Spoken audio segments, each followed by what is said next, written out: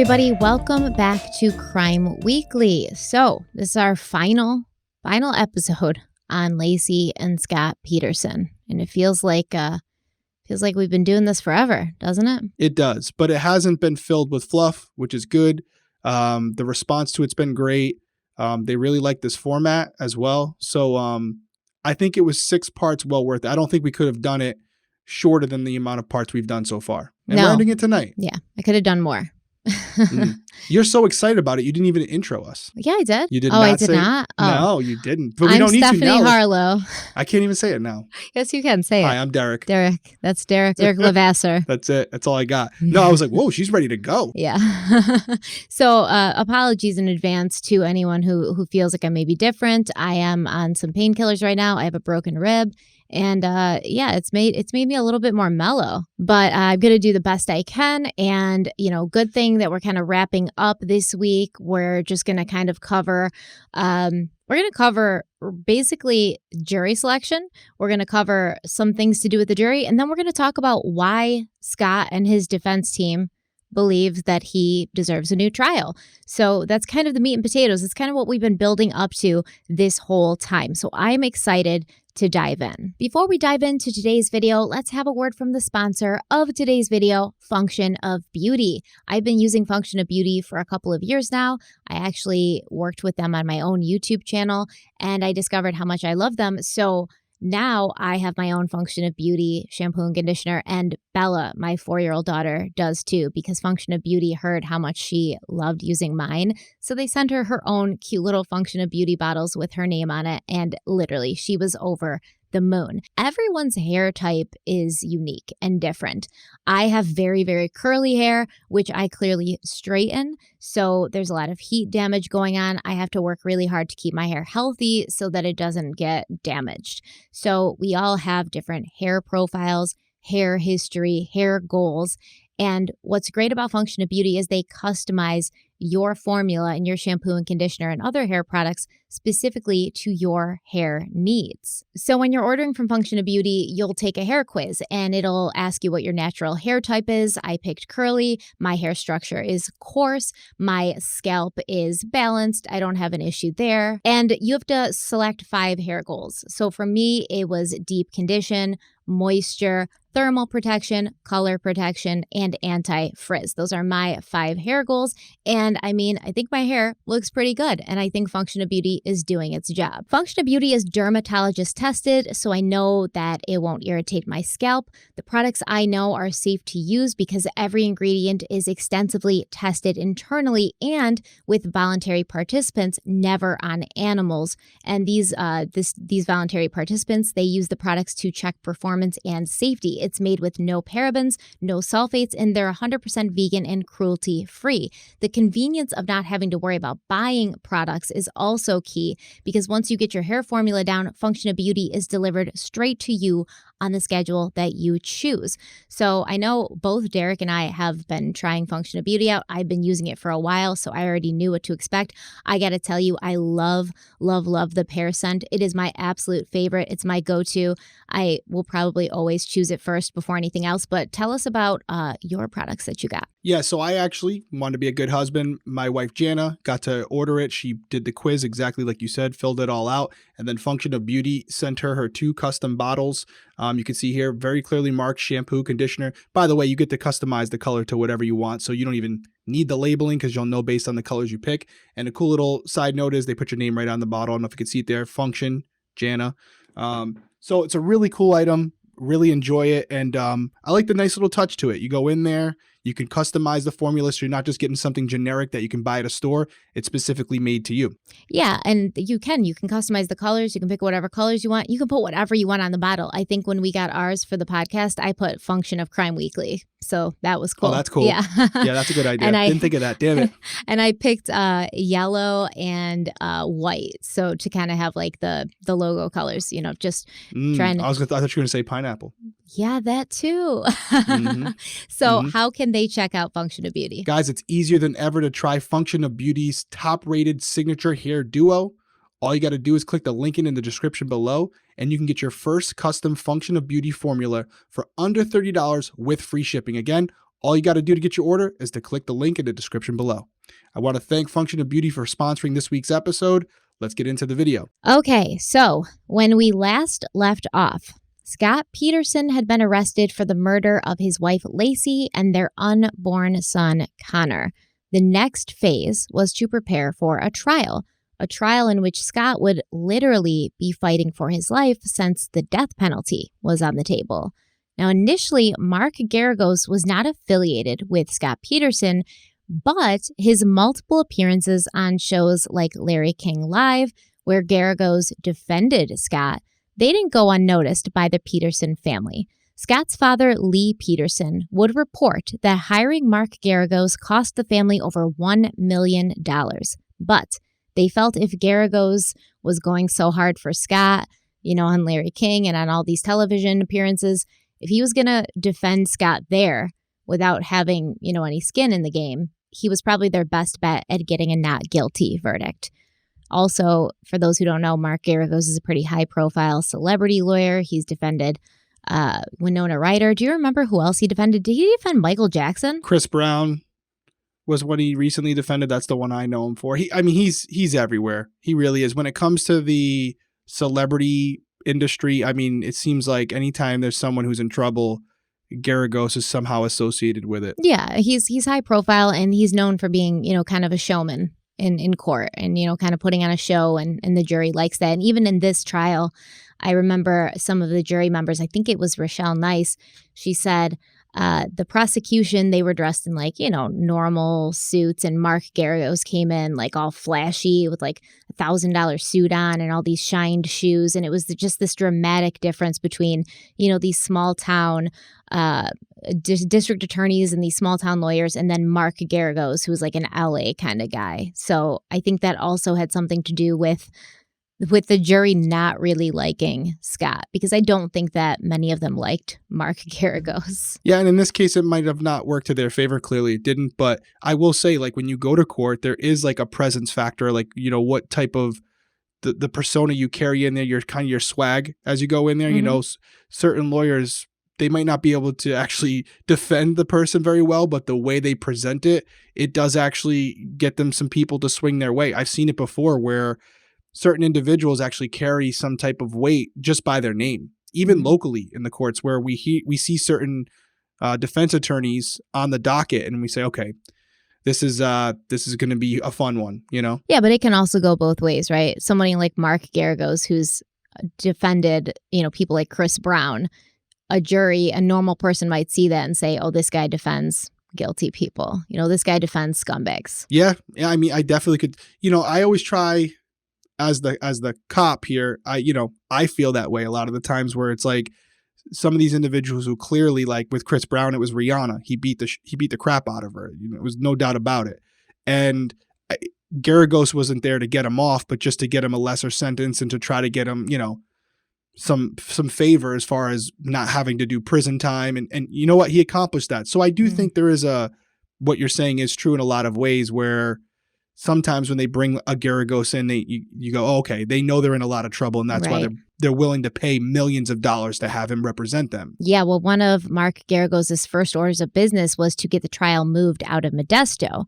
Geragos cited the massive amounts of publicity that had swirled around the case since the beginning, and a judge agreed with him, moving the trial to Redwood City in San Mateo County, saying that it was far enough away where local hostilities wouldn't taint a potential jury pool, but close enough so that the scores of people who wanted to be present at the trial could easily commute from Modesto. Jury selection began in February of 2004, and it lasted for 3 months. The potential jurors were first given a questionnaire to fill out, where they were asked 116 questions, which were designed to test their ability to judge this case fairly.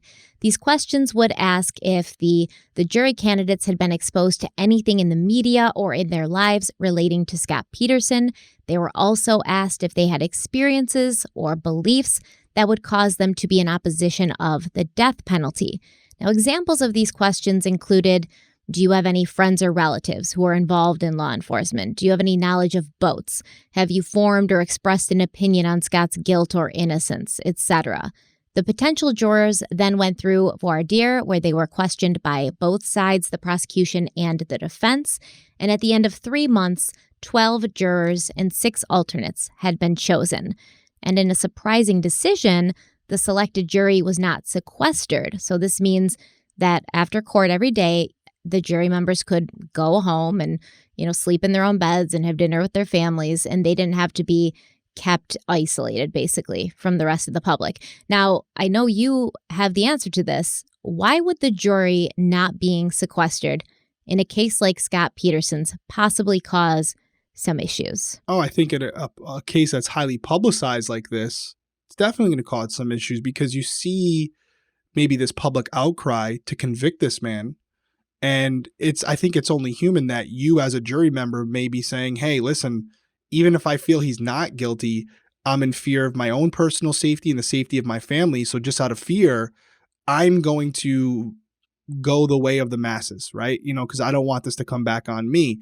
So yeah, I definitely think they just did it in the, I believe the Derek Chauvin case. They sequestered those jury members for the same reason. You don't want them being influenced by the news, by protesters, etc. So they try to isolate them from the outside world as much as they can so that their decision, whatever they come to, is based on the facts and circumstances and not outside influence. But that didn't happen in this case. They were allowed to go home. And that's interesting. I did not know that. I'm super surprised by that. I don't know what the rationale would be there. Maybe they felt like there had already been so much public exposure about this case that at this point it wasn't going to make a difference. That could be a plausible explanation. They're like, hey, listen, there's already a lot in the media. What's it's going to be the difference? But I still think it would make a difference as the case is going forward, and just for the integrity of the trial, you would think that they would do that. But that's interesting decision. I think that it was probably a bad call because you made a good point. You have a huge public outcry about this. A lot of people, just from what they saw on the news and stuff, already thought he was guilty. So you might have these jury members going home and their friends or their family are calling them and being like, oh, you're on the jury. You better find him guilty. Like, you better find him guilty. He's guilty. So you have all of this stuff coming at you. And I believe the Scott's defense team even said some of these jurors were driving past that big billboard, the one that said Scott Peterson, man or monster, vote here. They were driving past that on their way home from court every night. So that definitely causes some issues of bias, I think. I agree. I mean, I got no rebuttal. I mean, I definitely hear you on that. And I got no explanation for it. I would think that the safe bet would be to sequester them for everything we just said, but I don't know. Maybe, that's why they're the judges and we're just the peasants, I guess, right? Yeah, but the jury was, of course, instructed, like, don't look anything up about Which this is case. the dumbest thing ever. I know, because I know me. Like, if I'm on that jury and you send me home where my computer is, I'm going to look stuff up. I can't stop. It's a compulsion. Yeah, and you know what? I might have to correct myself. I'll have to go look, but maybe the Chauvin jury wasn't sequestered. I don't think they were, yeah. I don't think they were either now that I say it, because I distinctly remember hearing parts where they were instructing the jury not to go home, not to listen to certain things, and I was saying to myself, like, that's stupid, because they're not going to. So I probably have to correct myself there, but there have been many cases, highly publicized cases where the jury is sequestered for the exact reasons we're laying out right now. Yeah, and it sucks and it's hard, but being on a jury is hard, to begin with. It's a big responsibility. And I think in the Chauvin case, I remember one juror saying she went home and she could hear like the protesters in the streets outside of her house. And, so it was constantly like there was no escape from this trial for her. So, yeah, it was a strange decision, but, maybe they didn't know how long it was going to last. So they want to keep these people because it sucks. Like, you can't even talk to your family. It's bad. But the jurors were instructed, don't go home and look stuff up. Don't talk to anybody about this. So you're having dinner with your wife and kids. You can't discuss it. You can't discuss any evidence. You can't discuss what's happening with anybody else. And as we will come to find, that didn't exactly happen. But the trial itself began on June 1st, 2004, and Judge Alfred DeLucci's courtroom was packed with spectators and media every single day. Just a few weeks into the trial, there were some issues with the jury. Juror number 5, his name was Justin Falconer. He was a single father and a disabled airport security screener.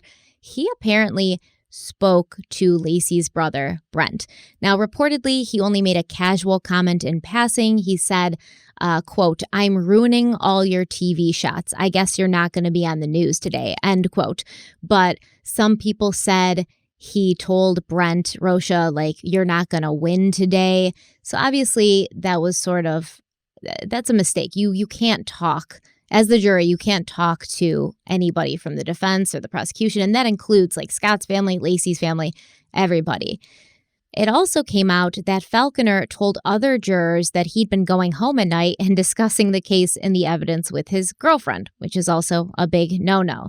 In the end, Justin Falconer was dismissed from the jury, and he promptly began talking to the media, telling them that from what he'd seen so far during the trial, and this is about 2 weeks into the trial, he could find no reason whatsoever to find Scott guilty.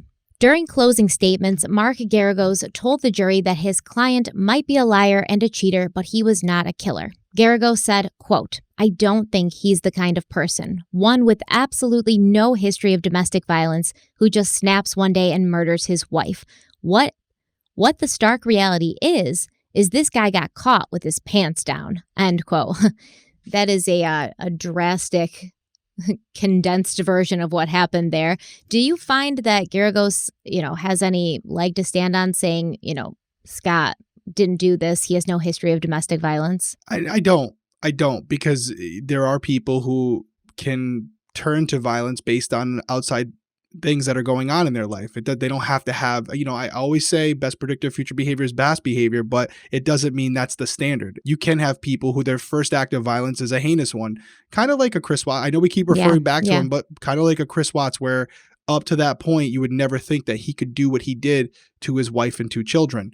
I'm really surprised that, I guess he felt like he had to. It's an interesting approach, but he had to acknowledge that his client was a liar. Because a lot of what you have for a defense with Scott is based on his statements, what he's saying he did that morning, why he conducted himself the way he did. So you're asking a jury to find your client innocent based on some of the reasoning behind his actions, and yet you're acknowledging that by nature he's a liar.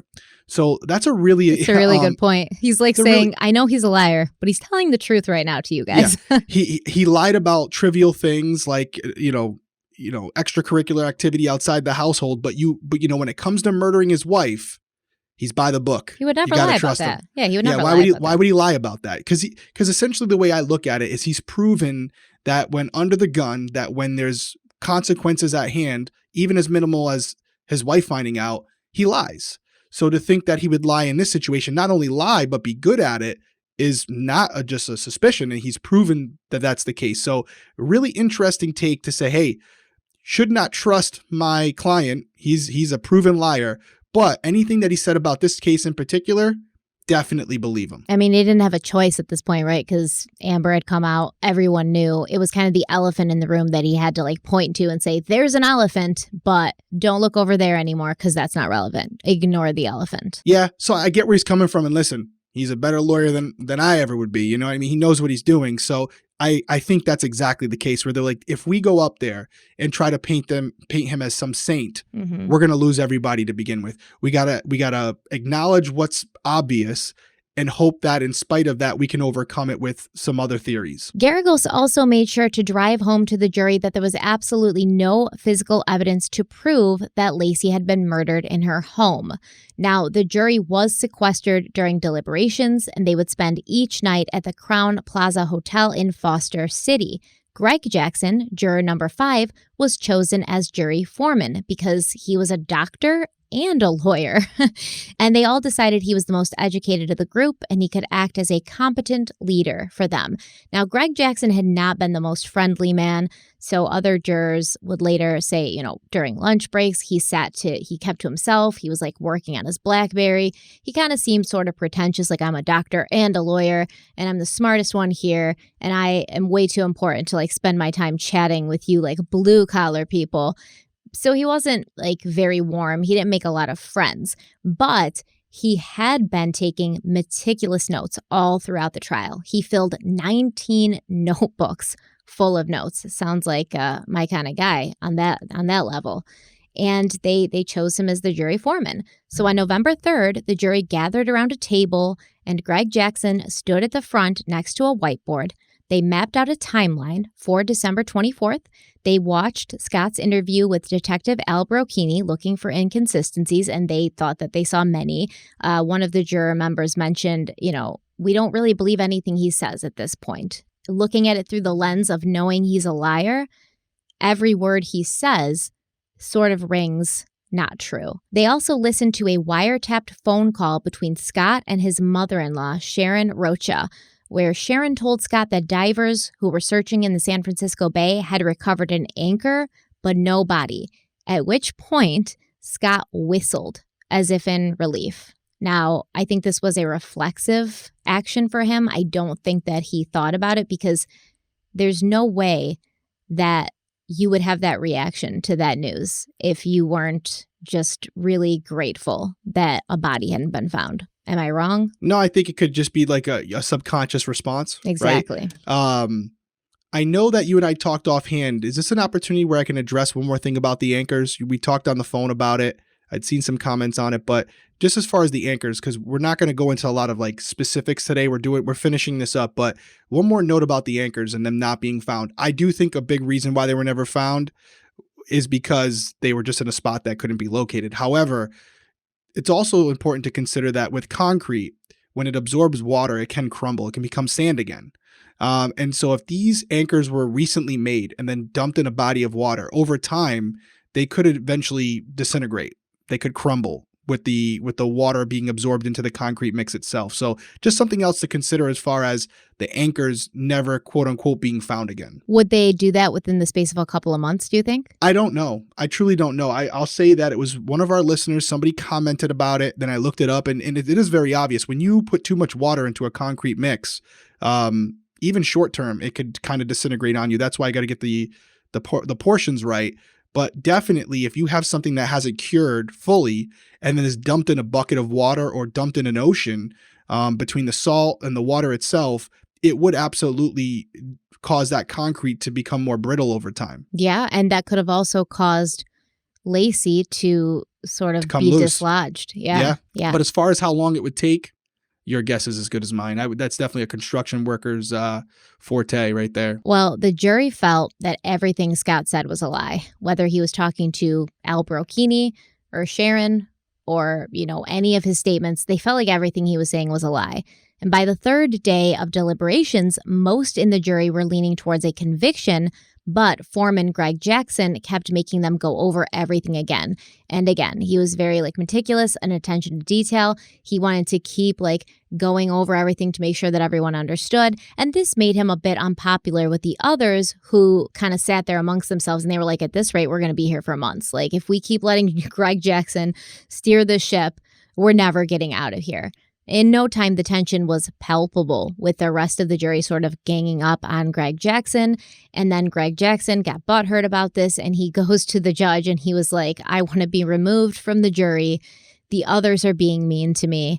He actually said they were being argumentative and he could not work under these conditions. But the judge was like, no, dude, you're on the jury. You got to suck it up. And the other jurors got mad at him and they were like, you can't quit. You can't just walk away because you're not getting your way. And, I don't know who I agree with because I wasn't in the room.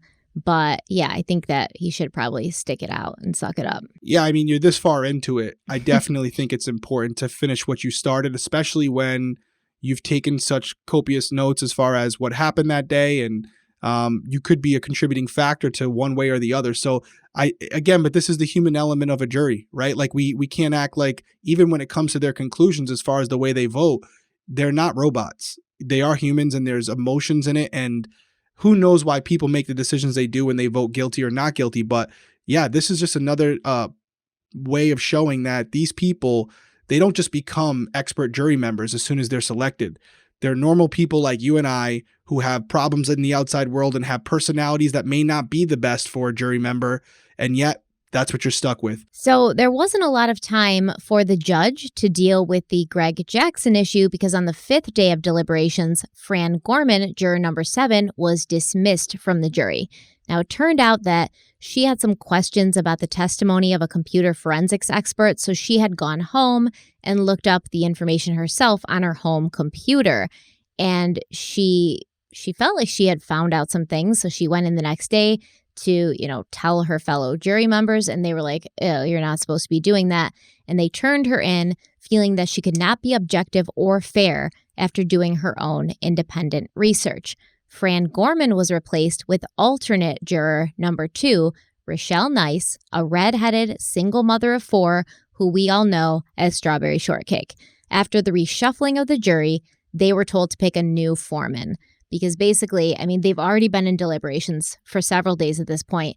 The alternate juries are not present during deliberations. They're present throughout the trial. They don't sit with the jury, but they are sitting there. They're taking notes. They're hearing everything that the rest of the jury is saying, but they're not there for deliberations. So what ends up happening is they got to catch these other new people up to speed now. And so they kind of wanted to just start from scratch, like start over. And Greg Jackson was removed as the foreman.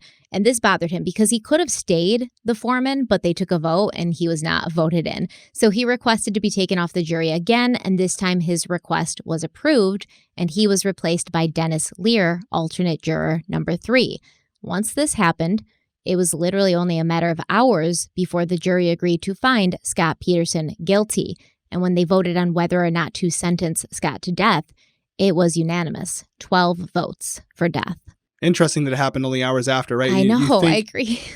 Again, the whole Greg Jackson thing, him not sticking it out, poor move on his part. And Dennis, I will say this, as you just laid out to everyone, the jury members that are alternates, they are hearing everything and seeing everything that the other jury members are. They're just not involved in the conversation. So are they up to speed on what's taking place? I think for the most part, but could they also be phoning it in and not paying attention because they don't think they're going to actually have to make a decision?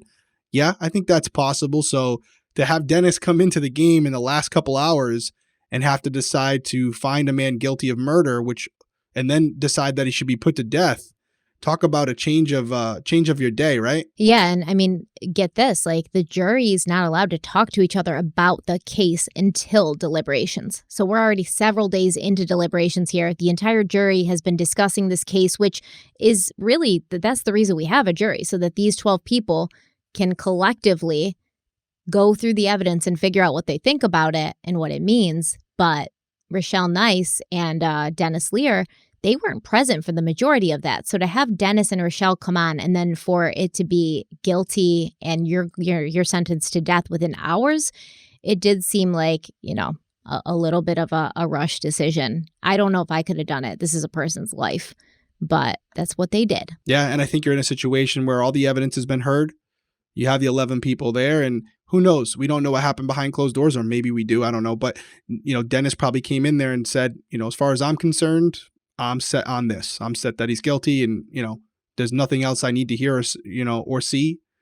Trust me, guys, I've been paying attention, and I know which way I'm going. Yeah, and there's pressure in that jury room, too, especially for those people who have been sequestered. They've been dealing with this for days. They've been dealing with Greg Jackson and his BlackBerry. So, Rochelle and Dennis could have popped in and they were like, all right, we've already been dealing with this. Like, this is what we're deciding. What's your guys' take on it? And there's some pressure and some, motivation to go along with the pack. So let's discuss Scott's appeal and what he claims is compelling enough to grant him a new trial. So an appeal can be filed by a defendant who loses their criminal case if there's some legal basis to challenge the verdict of the original case. The losing party cannot file an appeal because they don't like the outcome. There has to be some legal grounds that the defendant's constitutional rights to a fair trial were violated. Scott would have to show that the trial court made a legal mistake and that this legal mistake impacted the court's decision. During his appeals process, Scott was represented by a new attorney, Cliff Gardner.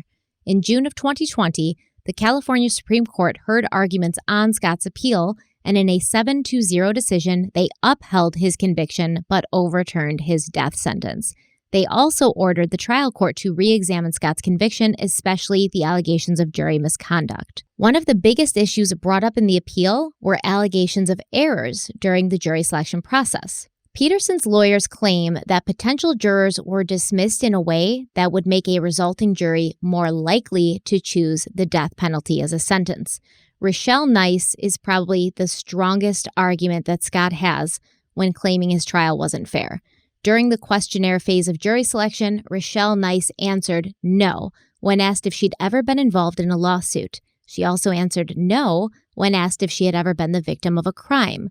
Now, it turns out Rochelle Nice had failed to disclose that she had both of these issues. She had been beaten by her boyfriend when she was pregnant in 2001. She had also not disclosed that while pregnant with another child, she'd obtained a restraining order against her boyfriend's ex-girlfriend. She claimed she feared the woman would hurt her or her unborn child.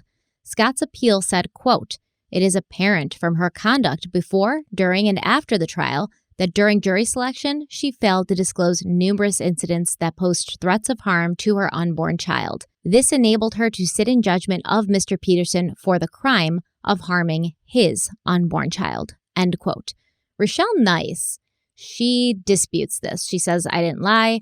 I either misunderstood or misinterpreted the questions about other legal proceedings that I was involved in." She said she wasn't lying, she didn't do anything purposely or maliciously, and she said, quote, "I did not interpret the circumstances leading to the petition for a restraining order as a crime. I still do not. Minor indignities do not stick out to me, let alone cause me to feel victimized, the way the law might define that term." End quote. Scott's defense team countered this statement, claiming that the restraining order case alleged that Rochelle's boyfriend's ex-girlfriend had committed acts of violence against her, and she truly feared for the safety of her unborn child.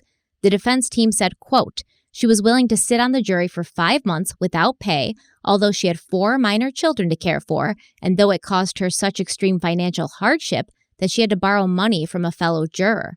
Juror 7's conduct during jury selection was so unusual that the judge commented that she stepped up and practically volunteered to serve." End quote. The defense team felt that due to her experiences, Rochelle Nice may have been more sympathetic to the prosecution's arguments against Scott, and she would be more inclined to punish him for harming an unborn child. This is the reason that Rochelle Nice has been referred to as a stealth juror. A stealth juror is a person who wants to be put on a specific jury on a specific case, and they want to do this because they want to fulfill a personal agenda or vendetta. In fact, in Scott Peterson's case alone, more than one stealth juror had been uncovered during the selection process, specifically one woman who appeared to be a good candidate for the jury until it was discovered she'd been hanging out in chat rooms expressing her agenda to sentence Scott Peterson to death. So what do you make of this? Do you think that Rochelle Nice's past experiences of, sadly being beat up by her boyfriend while she was pregnant, and then also taking out a restraining order on her boyfriend's ex-girlfriend, claiming that she thought this woman was going to hurt her or her child, do you think that those would cause enough of an issue that her not being honest about it on her questionnaire could make or break this appeal? Okay, so do I think that her past experiences played a factor in her decision-making process? For me, yeah, I do. Now, maybe she's different and she was able to compartmentalize her own personal experiences with the case itself.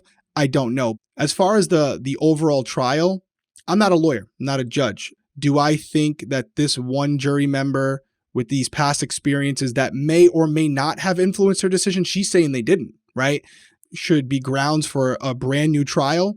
I personally don't think so. I think that would be based on new evidence or the exclusion of evidence that was used in the previous trial to convict him. If there was evidence that came out that something that the prosecution had presented turned out to be false based on new information, or there was someone who came forward and confessed to this, then maybe that would rise to it. But I don't think one jury member who didn't disclose everything from her past during jury selection would be grounds for a brand new trial. Although with our judicial system, I wouldn't be shocked at anything. So just like as a person, if this was you and you had these past experiences, do you think that it would color your opinion towards somebody like Scott Peterson? I'd like to think it wouldn't. I've made my living on being impartial. I have children now. I had a child when I was a police officer. But when I had to deal with a child molester, I tried to treat them fairly as far as, our process is concerned, as far as investigating them, whether they committed a crime or not. I won't say it doesn't cross your mind. So I'd like to think if I was put into a position where I had to find someone guilty or not guilty of a crime, I'd be able to separate my personal feelings, my personal experiences, and base it on the facts and circumstances of that case. However, I don't know. And I don't know. You don't really know until you're truly put into that situation. But the fact of the matter is she lied on her questionnaire. So she says it's not malicious. She says, no, I didn't lie on purpose. I didn't make the connection. But Mark Garagos brought up, like, this woman told us, she wanted to be a lawyer at one point. So for her to tell us she doesn't understand these very simple questions, it's hard to believe. I agree completely. She's telling us she didn't know. But again, just like this trial itself, what would a reasonable person believe? And based on what you just said, her wanting to be a lawyer. And the questions aren't that complicated, guys. They're pretty straightforward for this exact reason. Have you been involved in a situation like this before in your past? Have you been the victim of a crime? Have you been the victim of a crime? There you go. Have you been the victim of a crime? Yes or no? I think getting beat up when you're pregnant, that's a crime. Yeah. That's a violent crime. You've been the victim of. I think that's something you would remember. Yeah. Have you been the I don't think that's open to interpretation. So do I personally think that she misled the attorneys for the reason of getting on the jury? Yes. Now her motive, her agenda for getting on the jury, I don't think we'll ever truly know that, because she's saying she didn't understand the questions to begin with. But it could be her looking to get back at someone for who she thought was similar to her boyfriend, which obviously is a problem. Or could it be because she was just nosy and wanted to be part of something that was going to be on television? That's potentially the case as well. Notoriety, who knows? But either way, completely agree with you. Completely agree with Scott and his team that, if she had been forthright, she would not be making a decision as far as his freedom's concerned. Yeah, because usually people try to avoid being on a jury, right? So when you've got somebody who's actively trying to be seated on a jury, to me, that's a red flag no matter what. Because normally people are like, I don't want to have this responsibility. I don't want to have to be out of work, because they don't compensate you that much. They don't pay you that much to be on. I think it's like $15 a day or something. Like it's bad. At least in this case, it was $15 a day and they got $10 for traveling. So it's $25 a day you're getting paid to sit there for 8 hours. You're not getting paid through your job. And it sucks. It's not a fun thing to do. And especially Rochelle, even Mark Garagos said she was in such bad financial straits that she had to borrow money from another jury member, but she was willing to put her life on hold, be away from her 4 kids, not be working in order to be on this jury. So it does seem a little bit like somebody that may have had an agenda. I agree. We're not in her head, so how could I disagree? I don't know this woman. Yeah. Well, Scott and his defense team also had a problem with the way specific potential jury members were dismissed. So this is during the questionnaire and also voir dire. Scott claims that the judge who asked these people, are you personally opposed to the death penalty?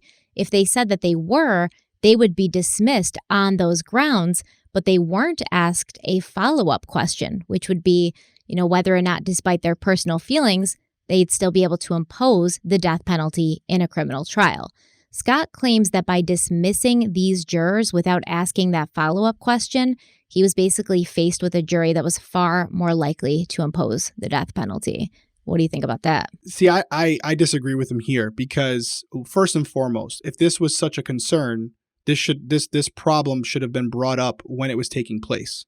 The attorneys were present. They had the opportunity to discuss this with the judge beforehand. They didn't.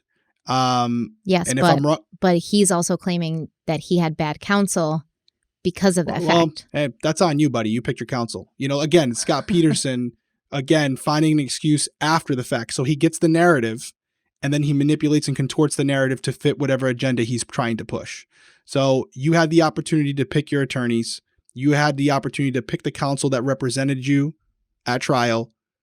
You made the decision to go with whoever you went with. That's on you. But to, again, go back after the case has been settled, after the trial has deliberated and come to a conclusion, and say, oh, well, if you would have asked this question at the very beginning, I might not be sitting here, I think is a kind of little revisionist history to kind of go back and pick things apart. However, I will say this, even with what he's saying, so even if I agreed with him, the way I interpret the question is, are you opposed to the death penalty? And they said whatever they said. Just because he didn't ask the question doesn't mean they weren't capable of it. So yes, you would like that clarification, but I could make the argument as a prosecution saying, we don't know either way. And they could have been someone who would ultimately decide against the death penalty, even though they're not opposed to it just because they're basing it on the facts of the case. So again, it's subjective on Scott and his team's part to say just because they weren't asked that question makes them more likely to sentence him to death. It just means that they're not opposed to it. So I think it's grasping at straws for me. I don't think it's grounds for a brand new case. I can tell you that much. So they asked, do you have a problem with the death penalty? And the jurors would say, yes, I don't like the death penalty. And then they'd be dismissed. So I do see an issue with that because I don't like the death penalty. I'm not like out there saying, hooray, death penalty. For me, every death penalty case is a case-by-case basis, depending on, what are the facts of the case. So I would be able to hand down the death penalty if I was sitting on a jury and I thought that the case demanded it or that was the acceptable punishment, but I'm not somebody who's pro death penalty. So, I don't see. Yeah. I don't want to. So basically the jury was stacked with people who were like, yay, death penalty. Yeah, I disagree with that. So that's what I think his team was trying to present. Like, because they weren't opposed to it, they were for it. And so I think that's something where I can say, obviously, I don't want to put people to death. Am I opposed to the death penalty? No, I am not. Am I more likely to find someone guilty and then sentence them to death just because I'm not opposed to it? Absolutely not. I'm going to try to find every means to not sentence them to death. I don't want to kill another human being. However, that's what you're saying is exactly the defense that Scott's team is presenting. Because they're not opposed to it, they're for it. And that's the statement that I disagree with. I think you cannot be opposed to the death penalty and still be impartial and objective in your decision whether to sentence someone to death or not. All right, let us know in the comments what you guys think. Do you think you can be opposed to the death penalty but still hand it down? And vice versa, do you think you can be for the death penalty but not necessarily choose that as a sentence? Because it's not black and white, right? Right. And it depends on what side you're on. The prosecution's going to make the argument that I just said, and the defense is going to make the argument that you just said. And that's why I'm saying it's subjective. There's nothing tangible there for the judge to grab onto and say, you know what? You're presenting me with something that is verifiable, right? Like it's statistically proven that if you're opposed to the death penalty, you're less likely to find them guilty and then sentence them to death. So that's a good one. I think the Rochelle Nice is a lot stronger of an argument than this, but I also think this is very similar to what they do during the trial, and any defense attorney does, which is throw things out there, and certain things might resonate with the judge, certain things might not, but it's not your job to decide. Put it out there, let them absorb it, and maybe that's the thing that the judge ultimately decides to grant whatever you're asking for, even though as a defense attorney, you couldn't care less whatever his reasoning is for it or her reasoning is for it, just as long as they do it. So another major claim made in Scott's appeal is that some of the evidence should not have been admitted into trial based on the fact that this evidence was unreliable. We're going to specifically discuss 3 instances of this, according to Scott and his defense team. One is the reliability of the police dogs used that picked up on Laci's scent at Berkeley Marina. And we talked about this several times. And, Derek did say it depends on the dog. It depends on the handler. Like, there's a lot of factors. It really isn't a perfect science.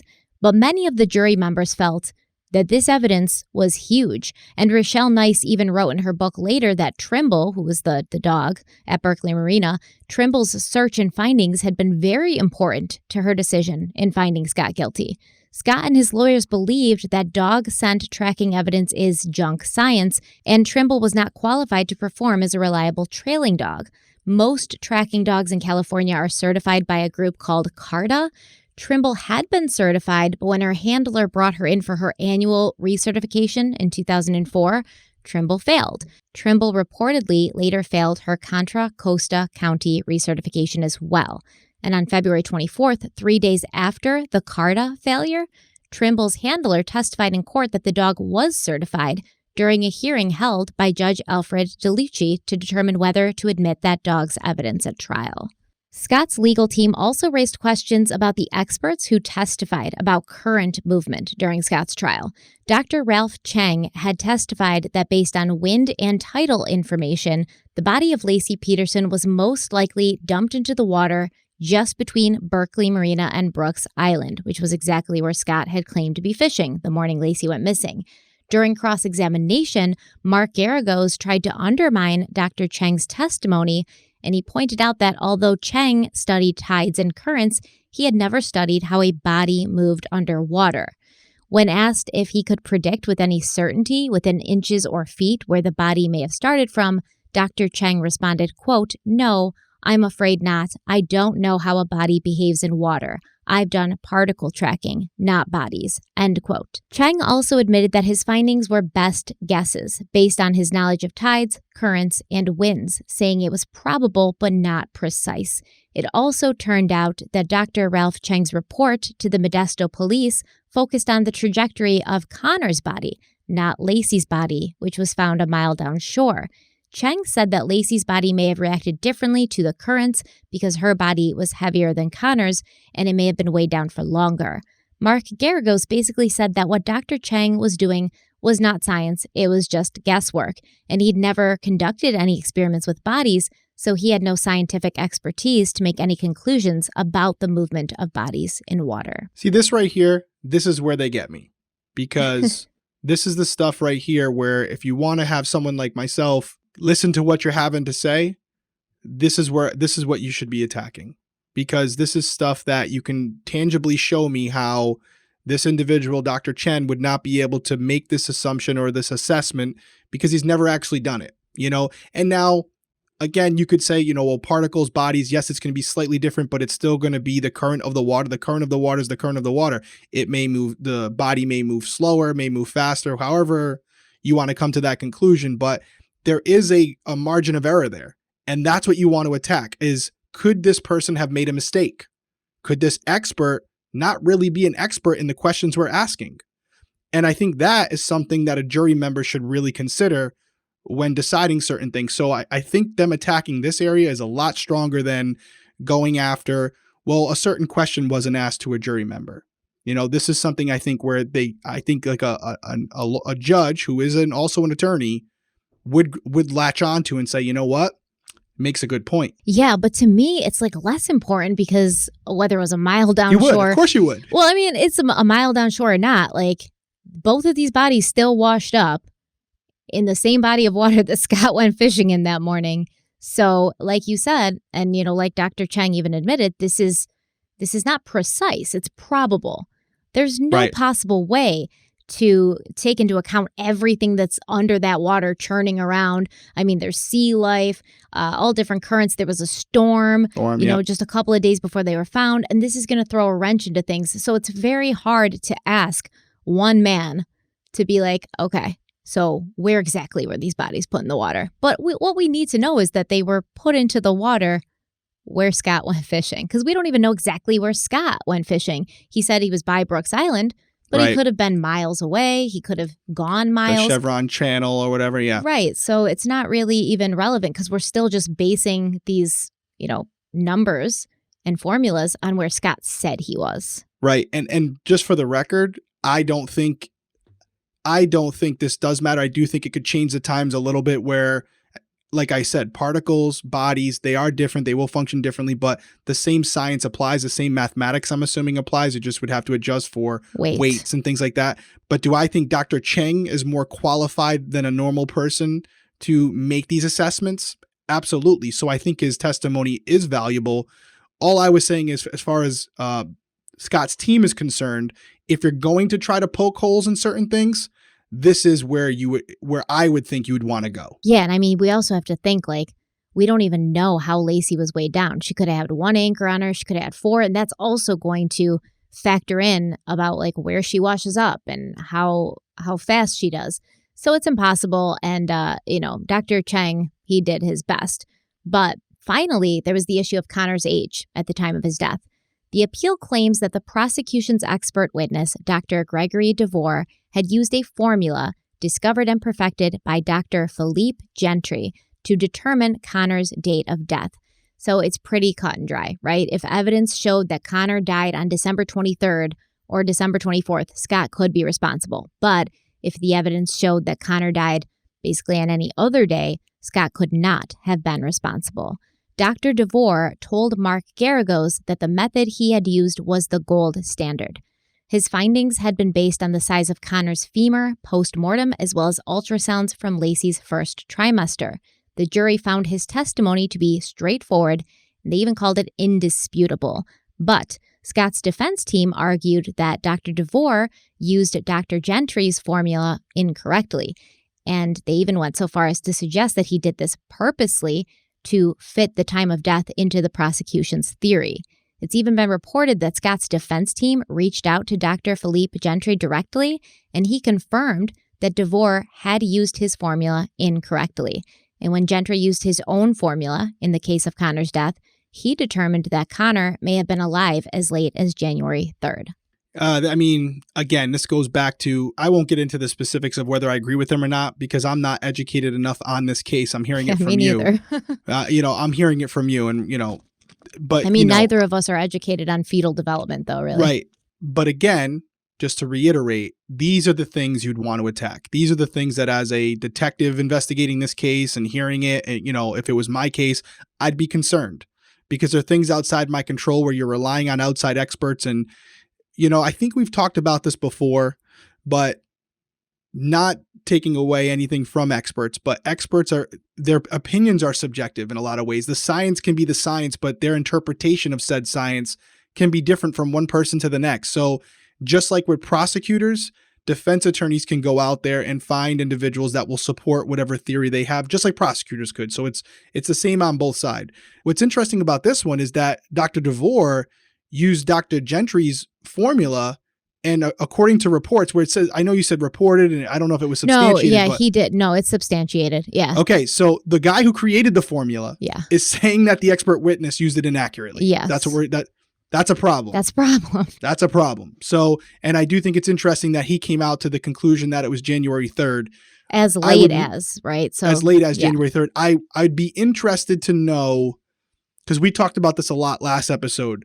I believe Laci was in the water shortly after her disappearance. That's just my personal opinion. I have already said that I think Scott killed her last episode. So you could say I'm biased, and I know some of you will.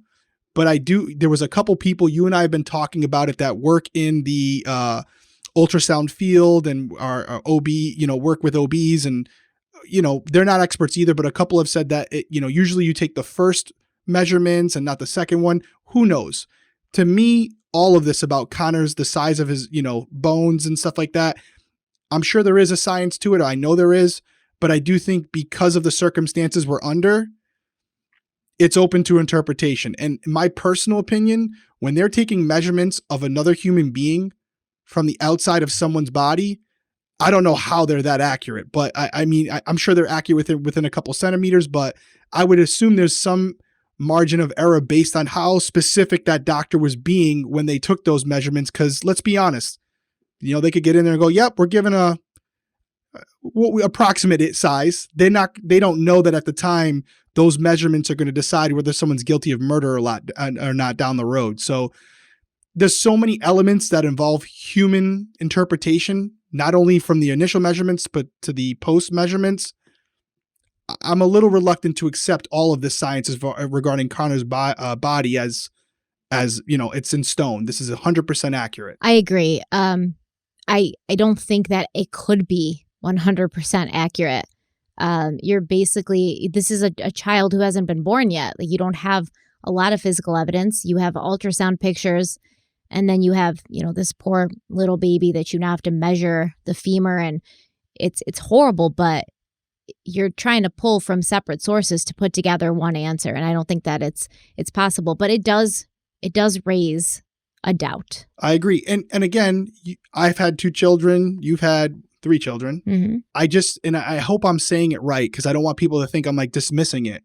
I think the measurements of Conor, after his death, when they found him, much more accurate. They just basically they have the bone right there. But we've all been to ultrasounds as parents, and I know they're taking these measurements based on what they're seeing on a screen, and they're able to do these 3-dimensional scans. I would wonder, and by the way, sound off in the comments if I'm wrong, if there is a margin of error because these OBs are taking these measurements from an external source, and could they be off by a couple centimeters here or there? And with the baby being that small, that could make a big difference. I think that's why they say they're in this percentile, right? Because it's an average. It's like I don't want to say a guess. It's better than a guess, but is it down to the exact, point decimal? I don't think it is. So if we're basing his postmortem size off his, his first ultrasound or even the second one, you're basing it off two numbers that are not as specific as postmortem. Yeah, but Am I saying that right? Yeah, we were talking the other night though, remember? And I said, I get all of this, but the fact that she had an ultrasound on the 23rd, and then from that ultrasound, Conor grew. That's crazy to me. Like, how did that happen? Because she has her ultrasound on the 23rd. She goes missing on the 24th.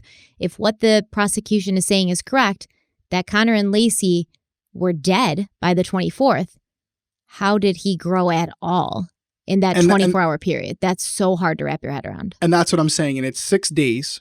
So I'm assuming that's a decent amount, but not like I had said last episode, like it was like a 3-week difference or a 4-week difference with 6 days. So my argument would be, or I guess my question, it's not even an argument. So clarify to them what you mean. 6 days. Derek means that at Laci's first ultrasound, they gave her a due date of February 10th. At her last ultrasound, they had changed that due date because Conor was developing at a different rate.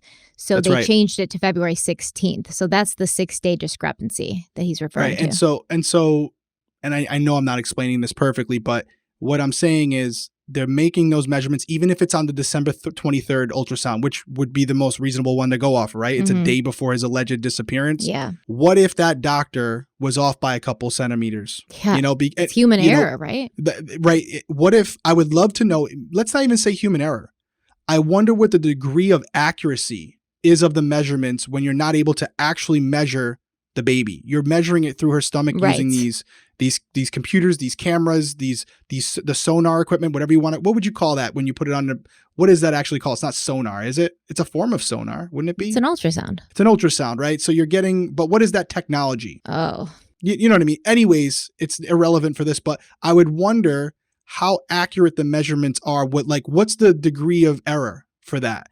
Because based on that margin of error, could that fall in line with the postmortem measurements? You follow what I'm saying? Yeah. So sonogram, by the way. Sonogram. That's the word I was looking for. I sound like an idiot. That's the word I was looking for. I couldn't even think of it either. And I've had a bunch of them. So sonogram, when you're measuring a body, a baby, through someone else's belly, that sonogram is what you're using, I'm assuming, to make those measurements. And you know what? I'm saying all this and it could be... check this out.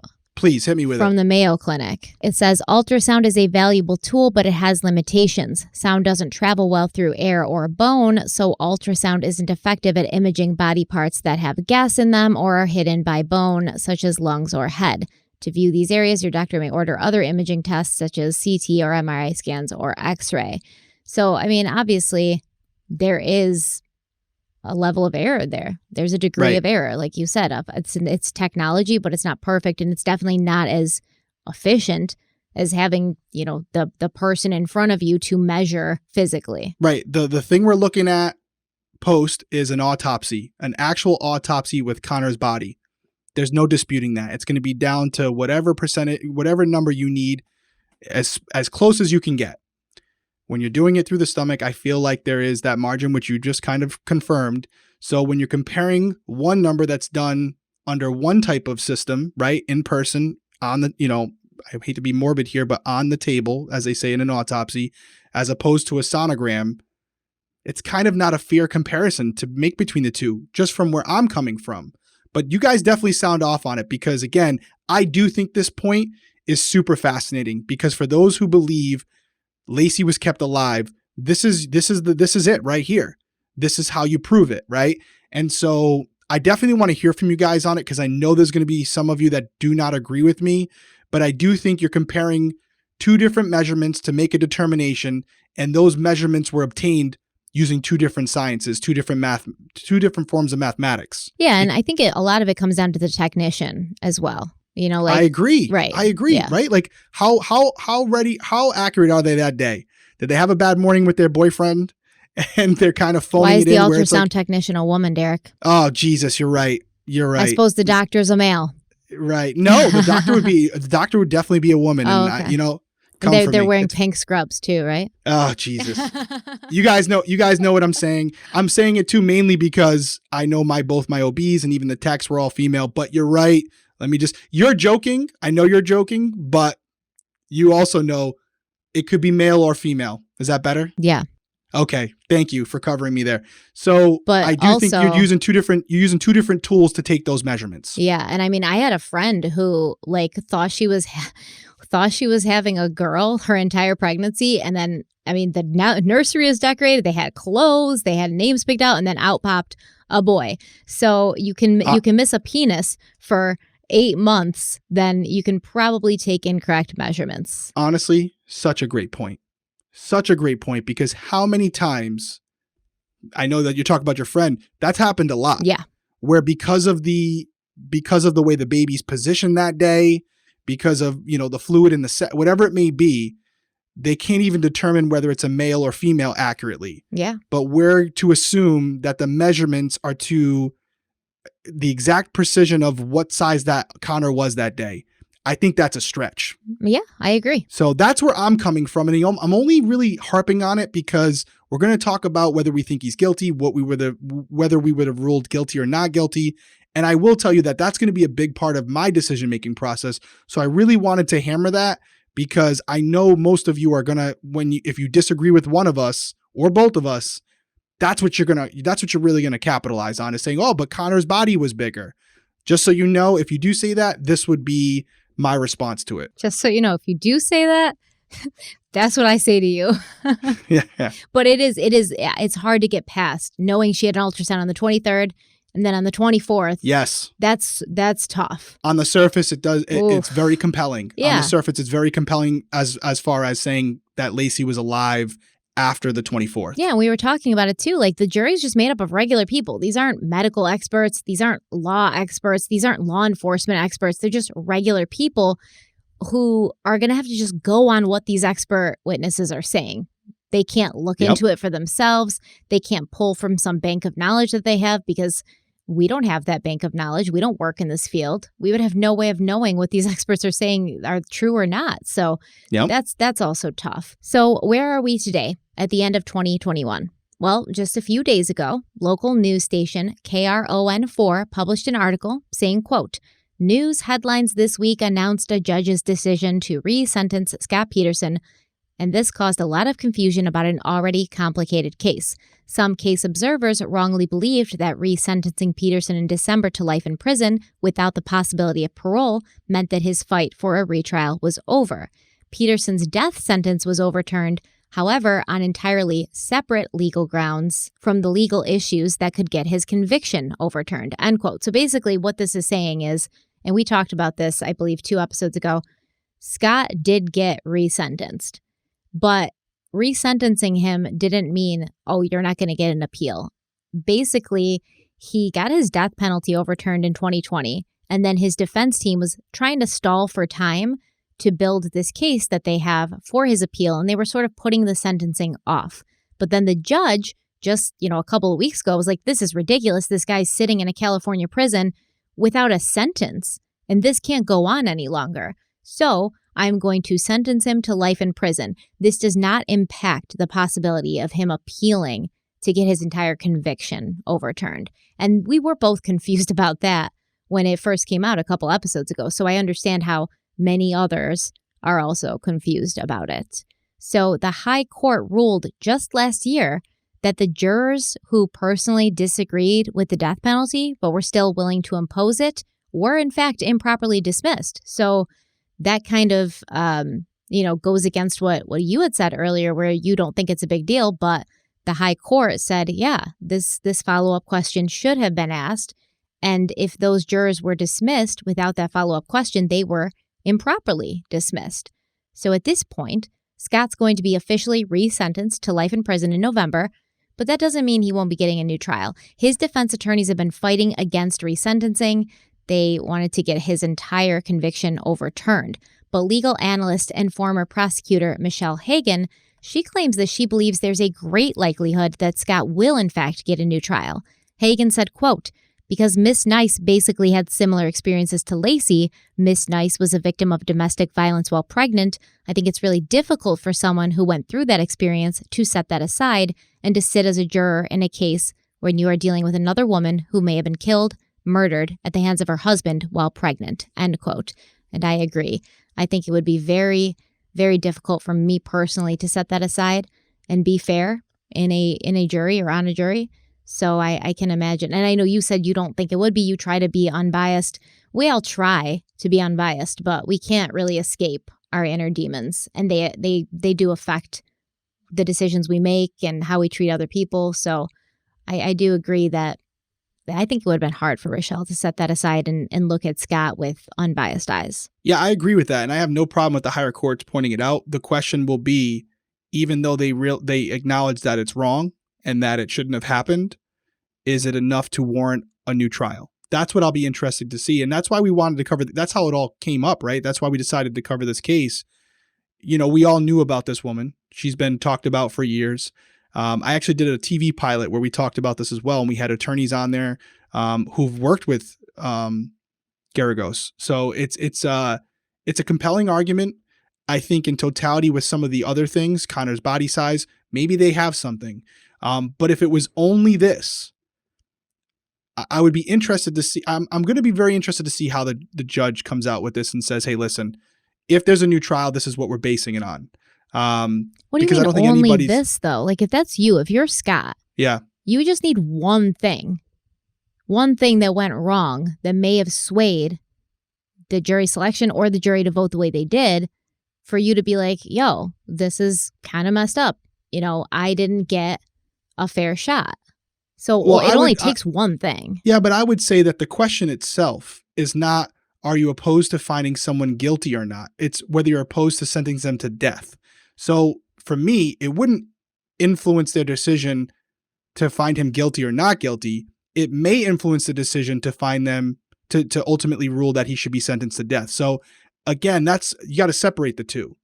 And this question is not about they didn't ask them, are you able to be impartial and find someone guilty or not guilty based on the facts? They said, hey, are you opposed to the death penalty? That would be after a guilty conviction. So again, I know I'm sounding like the prosecutor here, and maybe that is my bias showing through, but I do think those are two separate questions. So even if they find this to be egregiously unprofessional by the judge, by the attorneys for not clearing this up, I still wonder if a judge could turn around and say, although this should have never happened, it appears this question pertains to the death penalty and not whether or not they would be able to be impartial in their findings as to whether he was guilty or not. And his death penalty was already overturned, so how is it relevant? Right. Right. I agree. It's kind of, I thought the same thing. I was like, why are we even still talking about this? Like, he's not on death row anymore, so why would we even keep talking about this?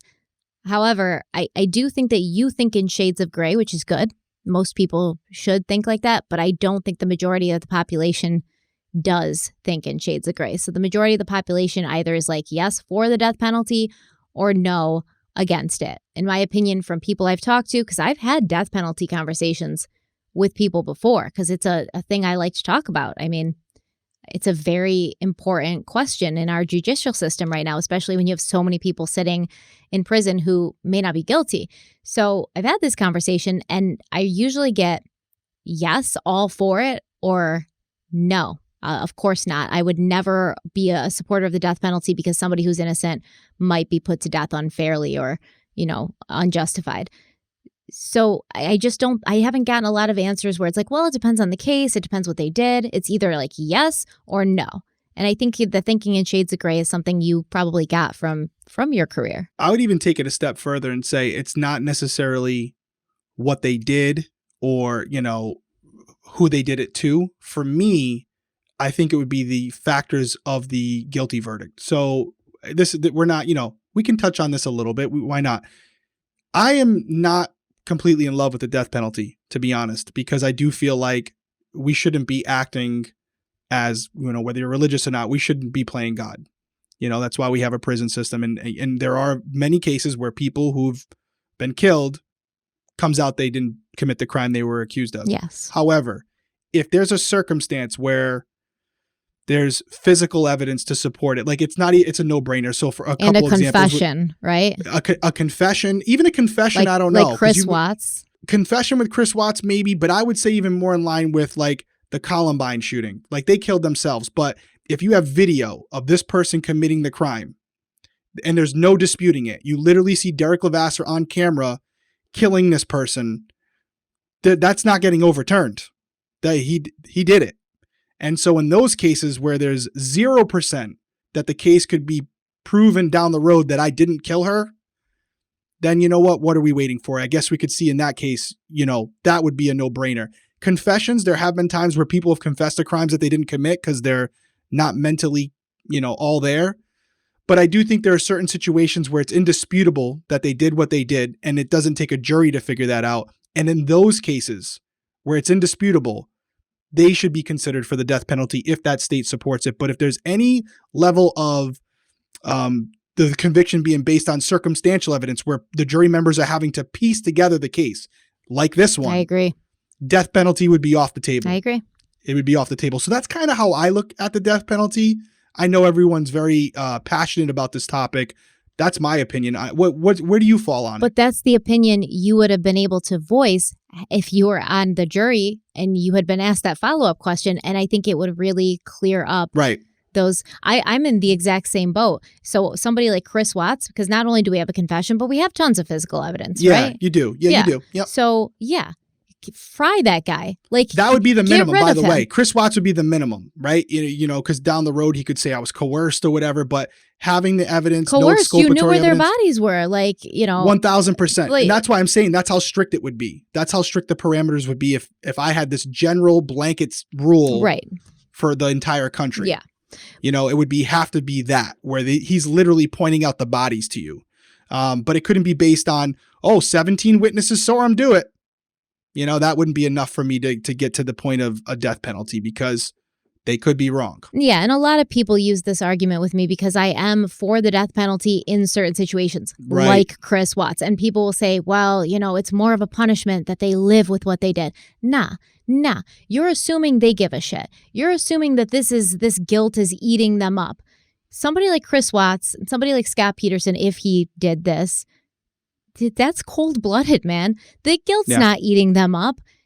They are not human if you're able to do this. If Chris Watts is able to smother his two small daughters who thought he was their hero, who thought the world of him, if he's able to do that, there ain't no guilt eating him up. He planned this. He premeditated it. He sat on it for weeks before he did it. So no, there's no guilt. He's most likely patting himself on the back in prison for getting away with it while he's playing cards with the other prisoners and, lifting weights in the yard. So that's not a better punishment. For me, somebody like Chris Watts, an eye for an eye. We're going old school, Old Testament Hammurabi's code here. Scott Peterson, there was not enough physical evidence for me to ever say yes to the death penalty. I'm with that. I'm surprised that they were unanimous in that. Yeah. It's California, too. It's very odd. Yeah. No, it's interesting. And it makes you wonder, you're covering, even though it's 6 parts, we're just covering the surface, as far as the details and them seeing Scott in court every day. And I know we talked about a lot there, but I do think it's relevant to this case. I think to summarize before we get into our final thoughts, just to summarize my opinion on it, because I know it's going to be something that you guys really dive into on the comments.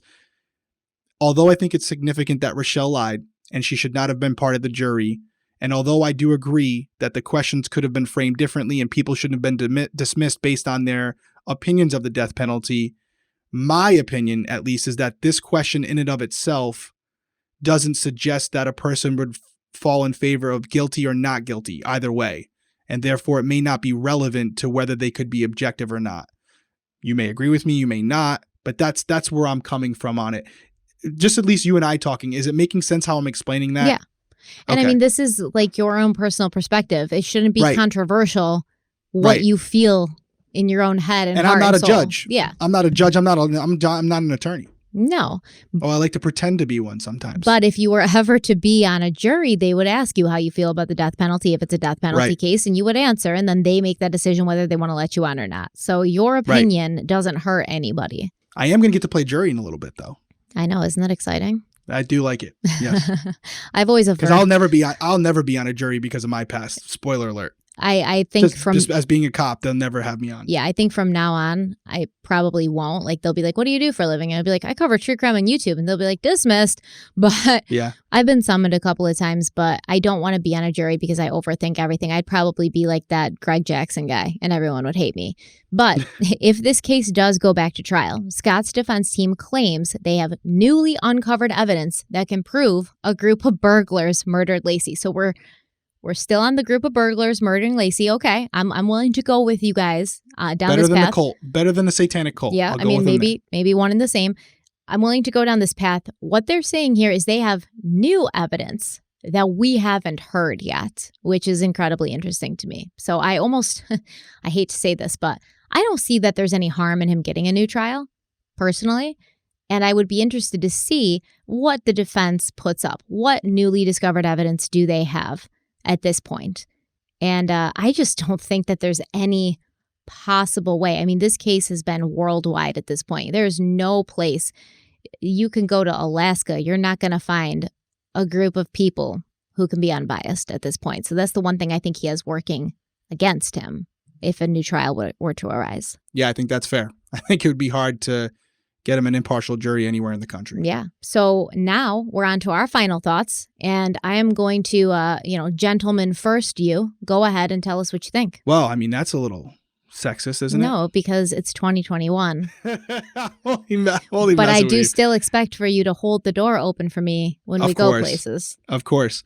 So excuse me if for the YouTubers, if you're watching on YouTube and I'm looking down, it's because I said on episode 1 I was going to be taking notes this entire time, which I did. And over the last couple of days, after going over everything and having a chance to absorb it all, I kind of made another list of notes to go over where I'm going to go right here. So there's 2 questions that we kind of posed at the beginning of this, which was, do we think Scott's guilty and would we find him guilty of murder? So they are 2 separate questions because you can think he's guilty, but still think that he had an unfair trial.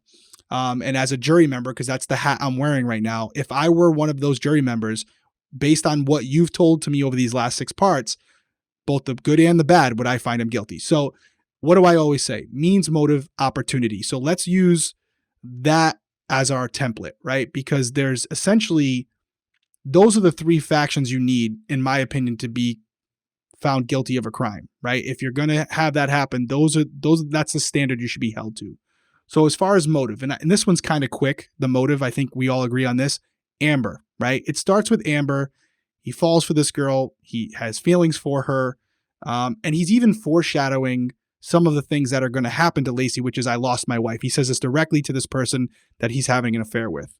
But you could ask yourself the question, why now, right? He's been having this affair for a decent amount of time. Why now? Why choose to kill Laci now? Why not just continue to kind of have the affair on the side if it's working for you? And clearly at this point, he's getting away with it. So there's a couple things. And again, this is my opinion.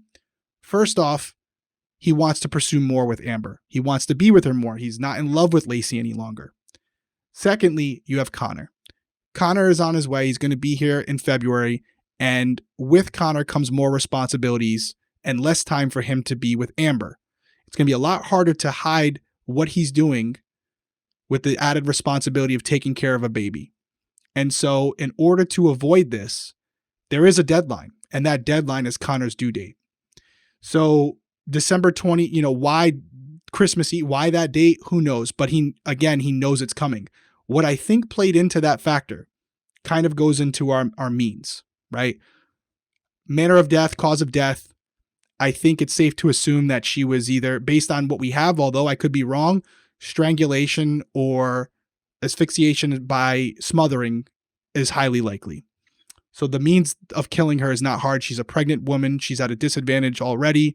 She's unsuspecting. All of those things play into being able to kill her fairly easy. The disposal of the body, okay? You want to kill her, but you want to be able to carry out the disposal of the body without being detected, because your goal is to kill her, but do it in a way where you're still the victim. You, as being Scott, can come off out of this looking like someone who people should sympathize with, including Amber. So how would you carry that out? Well, body of water is always best, because it's going to be harder for investigators to pinpoint it on anyone. As we've discussed in many cases, water is the absolute enemy of investigators because it destroys evidence and it can decompose a body and leave basically nothing, if anything at all. So how do you do that? Well, you're going to need a boat. And although he had boats in the past, he did not have a boat at this time. So he's got to get one. December 8th, he purchases the boat. He buys the boat on December 8th. I believe he agrees to buy the boat on December 8th, but he actually picks it up on that following Monday. That's literally 2 weeks before Laci goes missing. Coincidence? Maybe for you, not for me. Then we get to the anchors. The anchors are to me, again, another thing that's really compelling, because depending on who you want to believe, you could look at it both ways. But from my experience, and I'm not some like professional fisherman, but for those of you who are not in that, who do not partake in fishing, when you own a boat, boats aren't cheap. Usually you'll go out, unless you're literally driving around a dinghy, which is a very inexpensive boat under a couple $100. Usually go out and spend the $40 or $50 on an actual anchor, because when you throw that anchor over the side of the boat, it could scratch up the boat itself. There's a lot of reasons why you wouldn't want to use a concrete block. And the anchor itself would only be brand new, maybe $40, $50. You can get a used one for like $20. So you just bought a boat for $1,500, and yet now you're making an anchor out of concrete when you still have to buy the 90-pound bag of concrete. And then the biggest issue I have with it is they only found one anchor.